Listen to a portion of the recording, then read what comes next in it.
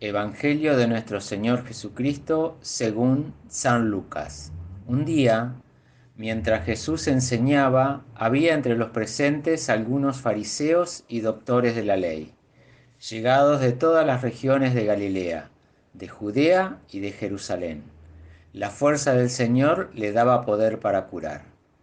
Llegaron entonces unas personas transportando a un paralítico sobre una camilla y buscaban el modo de entrar para llevarlo ante Jesús.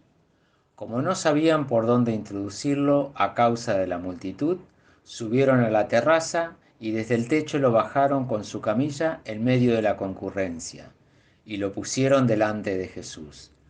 Al ver su fe, Jesús le dijo: «Hombre, tus pecados te son perdonados».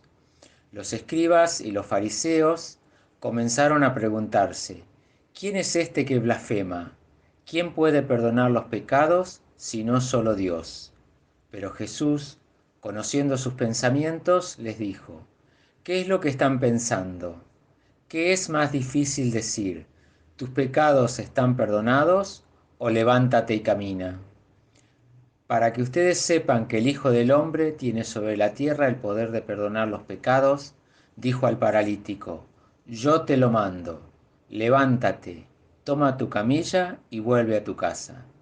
Inmediatamente se levantó a la vista de todos, tomó su camilla y se fue a su casa alabando a Dios. Todos quedaron llenos de asombro y glorificaban a Dios, diciendo con gran temor: hoy hemos visto cosas maravillosas. Palabra del Señor, gloria a ti, Señor Jesús. Buenos días, queridos hermanos. Tus pecados te son perdonados. A este evangelio de hoy lo podemos dividir en 4 partes. Comenzando por Jesús sentado enseñando.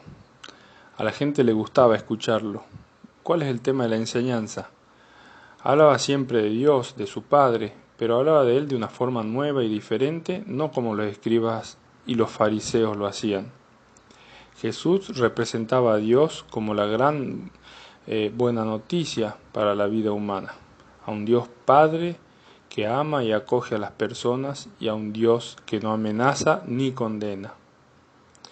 Por otro lado, otro punto, un paralítico que es transportado por 4 hombres. Jesús es para ellos la única esperanza. Viendo su fe, dice al paralítico: tus pecados te son perdonados. En aquel tiempo la gente creía que los defectos físicos eran un castigo de Dios por los pecados que habían cometido. Por eso, los paralíticos y muchos otros discapacitados físicos se sentían rechazados y excluidos por Dios. Jesús enseñaba lo contrario. La fe tan grande del paralítico era una señal evidente de que aquellos que lo ayudaban eran acogidos por Dios. Por eso Jesús exclama: tus pecados te son perdonados, es decir, Dios no te rechaza. Otro punto es la afirmación de Jesús, que no sintoniza con la idea que los doctores tenían de Dios. Por ello reaccionan. ¿Quién es este hombre que blasfema?, decían. Según sus enseñanzas, Dios era solamente Dios el que podía perdonar los pecados. ¿Cómo es que Jesús, una persona común, podía declarar al paralítico que era perdonado y purificado de sus pecados? Entonces, si una simple persona podía perdonar los pecados, los doctores y los sacerdotes iban a perder su poder. Por eso reaccionan y se defienden. Por último, Jesús justifica su acción diciendo: ¿qué es más fácil decir? ¿Tus pecados te son perdonados o levántate y anda? Evidentemente es mucho más fácil decir: tus pecados te son perdonados, ya que nadie puede comprobar de hecho que si el pecado fue perdonado o no.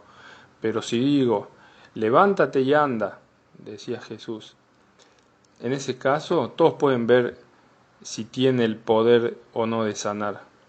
Por eso, para demostrar que en nombre de Dios Él tenía el poder de perdonar los pecados, le dice al paralítico, levántate y anda. ¿Y qué pasa?